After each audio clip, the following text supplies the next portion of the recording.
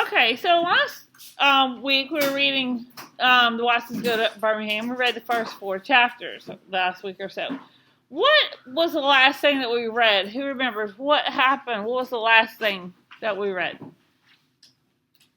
Anybody remember? Something to do with gloves. Remember what happened with the gloves? What happened, Macy? Someone they're like bullied and someone stole their gloves and like painted it to look like it was theirs. Thank you. Right. He painted it. His name was who? What was his name? This not Buphead. No. Larry Dunn. Because he was a bully. Remember from like 4th grade down, where Buphead and what was his brother's name? Byron had 5th and 6th grade, and they were kind of like the bullies of 5th and 6th grade. They were older. So, what was unusual about Larry Dunn? What can we say about Larry? Failed a lot. I'm not. Yeah, Larry. What? He failed a lot of grades. He felt okay. He's probably failed. That's an inference to say that he has failed some grades. Anything else? Remember when Buphead and Byron were doing all those terrible things to the clothes? They punched him. What did they notice about his clothes and what he was wearing and stuff? That his shoe had holes in the bottom of them. He had holes in the bottom of his shoes. And what did he put on them to cover them up? Cardboard. So what can we infer about what with his shoes and also his shirt? What was with his shirt and jacket? It was ripped. It had a hole underneath the arm. He just had like a basic t-shirt on with like a windbreaker. I mean, like I have on more clothes than that today, so to say. So, we have, in here it's colder than that. You can't get away with something like that. And then Flint, Michigan, when it gets like 30 below, can you imagine? So what can you infer about him? He doesn't have like a lot of money to buy all that stuff. Okay, maybe his parents maybe don't have a lot of money. So the other day in one of our opinion writings, we talked about someone less fortunate than us. Do you think he might be less fortunate than you are, Miles? Miles, do you think he would be less fortunate than you? Yeah. Yes, because you're not missing out on clothes. You have the right clothes for our weather here, right? So that would make you more fortunate than him. Okay, also we talked about fortunate people were having trouble understanding. So remember how Kenneth keeps sharing his lunch with Rufus and his mom started making them lunches? So why do you think they never had their lunch? They don't have what, Ava? They don't have money. Again, they might have money. Do all of you eat lunch every day? Yes, so you would find yourself more fortunate than them. Okay, so those could be some connections. A lot of you didn't understand the word fortunate the other day, so maybe you understand that a little bit clearer now. All right, chapter 5. Nazi parachutes attack America and get shot down over the Flint River by Captain Byron Watson and his flamethrower of death. Byron got caught lighting matches again, and it looked like this time Mama was going to do what she always said she would. That's when Joetta turned on the tears and cried and begged so much that Mama let him off. She swore to him, though, that the next time he got caught starting fires, she was going to burn him. She told us that same sad old story about how when she was a little girl, her mama caught on fire, and for 2 years after that, she and her brothers had to wear clothes that smelled like smoke. Even though the story made Mama and Joey get all sad and sobby, it was kind of funny to me and Bob. We'd heard it so many times that Byron even gave it a name. He called it Mama's Smokey the Bear story. I won't have you putting this family in danger. Just one more time, Byron Watson. One more time and you're burned. Then to show Byron how serious she was, Mama raised her right hand and said, "I swear that with God as my witness." Bob got put on punishment for a month. Even before a week, he was gone and he started up again. I was up in my bedroom looking at comic books when I heard Byron go into the bathroom and lock the door. I knew something was up since he only locked the door when he had something to hide. I sneaked up to the bathroom door and peeked through the keyhole. He was pretending he was making a movie called Nazi Parachutes Attack America and get shot down over the Flint River by Captain Byron Watson and his flamethrower of death. I could see that he'd made a bunch of little toilet paper parachutes, and when he yelled, "Action!" he set one of them on fire and dropped it over the toilet. The guy in the Nazi parachute screamed as he floated down the flames and landed in the water with a loud hiss. Before the parachute was dead, he would flush the toilet and the Nazi would go down the drain going glubba, glubba, glubba. When the water was swirling him away, Byron said the only Nazi talk that he knew. "You hold mine fewer, off we're the same." Peeking through the keyhole, I could see Byron salute to the parachute when he finished at the toilet. "Such a brave soldier deserves our respect," he said, "so we give him a burial at sea." The toilet stopped glugging and Byron said, "Not bad, but let's have a little more screaming on the way down. And how about having our flamethrower of death turned up a little bit?" He picked up another toilet paper parachute and 2 matches at the same time, set the parachute on fire and yelled, "Take 2!" and sent the next Nazi screaming into the toilet. Byron was on take 7 when Mama finally wondered why the toilet was being flushed so much and came upstairs to see what was going on. The whole upstairs smelled like a giant match, and she knew something was fishy even before she got to the top step. She moved so quick and quiet that I still had my eyeball on the keyhole when she stepped into the hallway. I looked up, and there she was. Mama, I knew I was going to get hurt for not turning Byron in, but before I could say anything else, Mama pushed out of the way, hit the bathroom door with her shoulder like Elliot Ness, the cop on that Untouchable TV show. The door jumped out of her way and banged into the bathtub. Byron turned around and screamed, "Nazi number 7 hit the water with the hiss." Byron threw his hands up in the air and said, "Mama! Mama! Mama! Ah, ah, ah, ah!"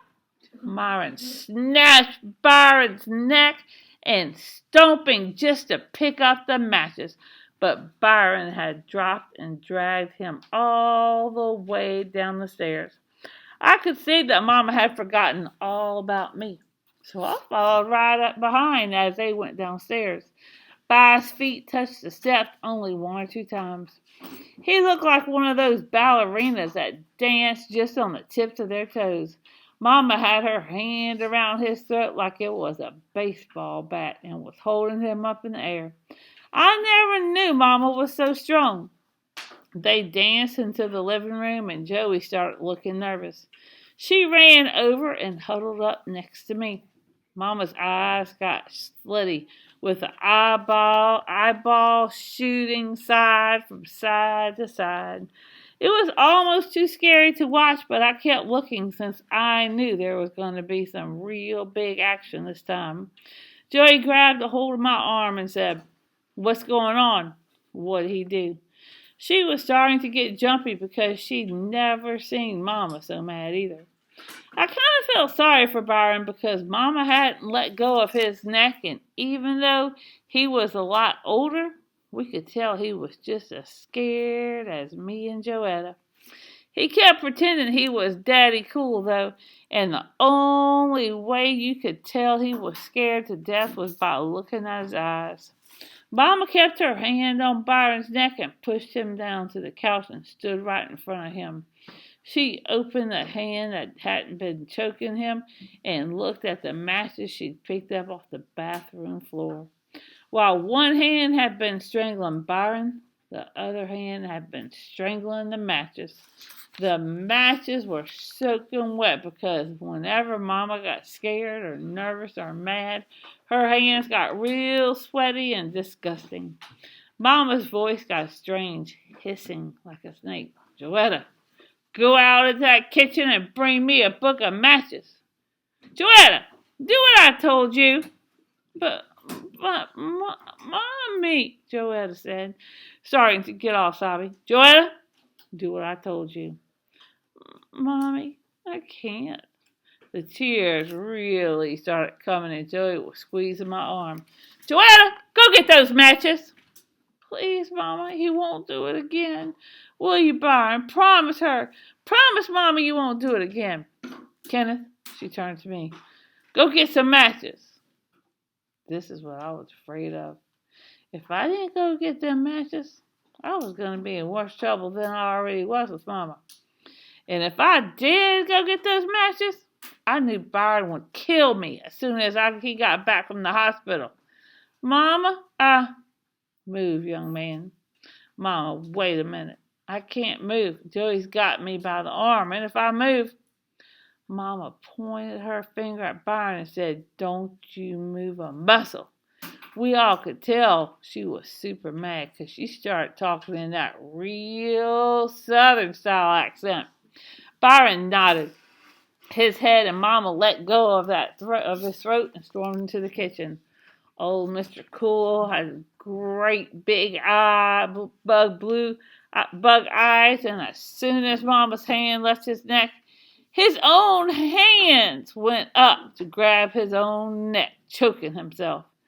Oh, Byron, you better get out of here. Go down the butt path until Dad gets home. He's probably going to whip you, but Mama's really going to burn you, I told him. Please, Byron, run. Get out of here. Joey let go of my arm and ran over to Byron and tried to pull his fingers from around his throat. Can't you tell? She's not playing. Joey kept pulling at his hands, but it looked like Byron was hypnotized that he wouldn't move. We all nearly jumped through the roof when the snake woman's voice came back into the room and said, Joetta, move away from him. Mama was carrying a piece of paper towel, a jar, and a Vaseline, and a Band-Aid in one hand, and a fresh, dry book of matches in the other. She wasn't even going to take him to the hospital. She was going to set him on fire and patch him up right at home. Joetta saw the Vaseline and went crazy. Oh, no, Mommy. Let Daddy whip him, please, please. Joey began pulling her braids and stamping her feet up and down. Please don't set him on fire. Her face was all wet and twisted up like she looked like a real nut. It was hard to do, but I kind of felt sorry for Byron. Although not too sorry, because I knew he deserved whatever happened. First, because he had a chance to escape and didn't take it. And second, because he was being a bad influence on me. Nazi parachutes attack America and get shot down over the Flint River by Captain Byron Watson. And his flamethrower of death looked like a real cool movie for me to make. If Mama just gave Byron some stupid punishment, then maybe it would be worth it for me to flush some Nazis down the drain myself. But if you got on fire for doing the movie, it wasn't going to be worth it. So I felt sorry for Byron because of what was going to happen to him. I did want to see if Mama would keep her word. And I always wondered, but what part of him she'd burn? His face? His hair? Maybe she'd just scare him by setting his clothes on fire while he was in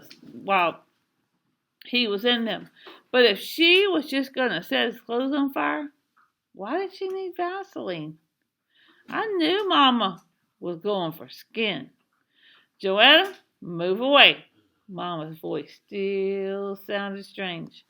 Joetta spread her arms out to the side like a traffic cop and stood between Mama and Byron. No, Mommy, wait! Mama gently set Joey to the side, but Joetta kept hopping back with her arms spread to protect Daddy Cool. They wrestled like this a couple times before Mommy finally set the burning equipment down and sat on the coffee table and pulled Joetta into her lap. She wiped Joetta's stupid tears away with a paper towel, and she rocked her back and forth a couple of times, going, "Shh, honey, shh." When Joey finally stopped crying and blew her nose, Mama said, "Sweetheart, I'm so proud of you. I know you're trying to protect your brother, and that's a good thing. I know you don't want to see him get hurt, right?" Joey sniffed and said, "No, Mommy. But, honey, some of the time Mommy has to do things she doesn't want to do. Now, you really don't think I want to hurt Byron, do you?" Joey had to think about this. The matches, first aid stuff, and the crazy look Mama had in her eyes made it seem like hurting Byron was exactly what Mama wanted to do. After Joey didn't say anything, Mama had to answer the question herself. "No, dear. Mama doesn't want to hurt Byron, but I don't want you going to school smelling like smoke either. I don't want to see you or Kenneth or Daddy or Blackie or Tiger or Flipper or Flapper get burned up either. And if that boy," Mama's voice changed again, and we all looked over at Byron, who still was being held on the couch by his own hands. "If that boy sets this house on fire with his nonsense, I don't know what I'm going to do." Mama's real voice was coming back. "So, Joetta, don't you see how Mama has to help Byron understand how dangerous and painful fire can be? Don't you see we've tried everything and nothing seems to get through that rock head of his?" Joetta thought about her stupid cat and goldfish getting burned up and looked kind of hard over at Byron. "But look at him, Mommy. He really scared this time. Maybe he won't. Joetta, he's not that scared. Not yet." Then Mama dropped the bomb on Joey. "Besides, don't you remember, sweetheart? Don't you remember when this happened last week? I swore to God that if Byron did it again, I would burn him. What do you think? Do you think I should break my word to God?" Joey was at the age when you're real religious. She went to Sunday school 3 days a week. "Huh, honey? Should I break my word to God?" "No, Mommy," Joey said. Then she scrunched her face up like she was eating something sour and cried out, "Since you promised, I guess you got to do it." She took a giant breath and sobbed, "Go ahead, burn him up." Joey climbed off Mama's lap and Byron's eyes got bigger and bigger, but his traitor hands kept him pinned to the couch. "But please, Mommy, don't burn him too bad, okay?"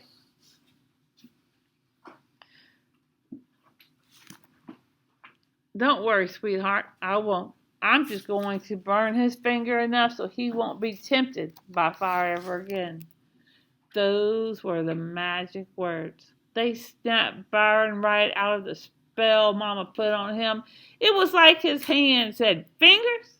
Did she say she was going to burn up someone's fingers?"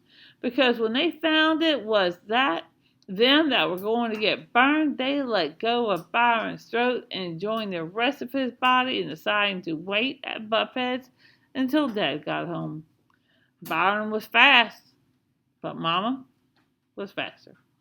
He didn't even make it to the living room before Mama tackled him. Mama sure is a good athlete. She sat on his chest and said, "Not this time, Buster. This time you pay," she said, "Buster." Byron squirmed around for a second and then did something I'd only see him do a couple times before he started crying. Mama lit a match and grabbed Byron by the wrist and said, "Put your finger out." I couldn't believe it. Byron's finger popped right out. He was hypnotized all over again. Mama's horrible snake woman voice came out again and said, "If you ever," the match got closer and closer to Byron's skinny brown finger, "play with, no, if you ever even look at." Byron's hand was shaking and he was crying like a big baby, but his finger still stayed out. another match in this house. The match was getting closer and closer, and I knew Byron could feel the heat. I will personally by myself. It was so close now that I thought I could hear the sweat on Byron's finger, getting turned into steam and going psst. What, Miles? I can hear sweat. We'll talk that in just 1 second. I will burn not just one finger, I will burn your entire hand, then send you to a juvenile home. Byron closed his eyes and screamed. Right when the fire was going to give him a good roasting, Joetta ran across the room and sounded like that little engine that could. She blew that match out before it got him. She thought she missed though, because she stood there huffing and puffing and patooing at the match even after it went out. Mama's hand, Byron's finger, and the match were soaked with Joey's slob. Honey, we agreed, didn't we? Yes, Mommy. Joey looked down and said, but I thought you got him. Not yet, sweetheart, but I'm going to. 4 more times Mama lit a match, and 4 more times Joey patooed them out. Finally, Mama got sick of having slob all over her hand and gave up. That night, Byron had to deal with Ed. No picnic, but a lot better ending to his Nazi parachutes movie. And Captain Byron Watson gets captured and burned alive by the evil snake woman with his own flamethrower of death.